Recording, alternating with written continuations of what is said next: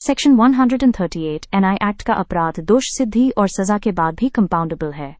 Supreme court ने पुनः स्पष्ट किया कि 138 भले ही अपराध है पर मूलतः सिविल नेचर का है और सीआरपीसी की पाबंदियों के बावजूद एनआई एक्ट सेक्शन 147 के कारण कंपाउंडेबल है। सेक्शन 147 का नॉन ऑब्स्टेंट प्रभाव सीआरपीसी 320 जैसी सामान्य सीमाओं को पार कर जाता है, अतः किसी भी स्टेज पर कंपाउंडिंग संभव है, चाहे मामला ट्रायल, अपील, रिविजन या एसएलपी के चरण में हो, जिसमें दोष सिद्धि और सजा यानी पोस्ट कन्विक्शन भी शामिल है।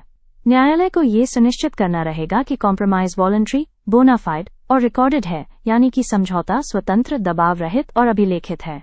और जब समझौते की शर्तें जैसे भुगतान पूरी हो चुकी हों, वहां आपराधिक परिणामों को बनाए रखना अनुपयुक्त है और न्यायालय कन्विक्शन और सेंटेंस दोनों को निरस्त सेट असाइड कर सकता है। अदालत ने इस कानूनी स्थिति का उद्देश्य रेखांकित किया कि धारा 138 का ढांचा व्यावसायिक या वाणिज्यिक विश्वसनीयता को लागू कराने का है, इसलिए कंपाउंडिंग फ्रेंडली दृष्टिकोण उपयुक्त है। इसके अतिरिक्त गिम्पेक्स प्राइवेट लिमिटेड केस ने सिद्ध किया कि एक बार पक्षकारों ने स्वेच्छा से समझौता कर लिया तो मूल शिकायत सेटलमेंट में समाहित हो जाती है।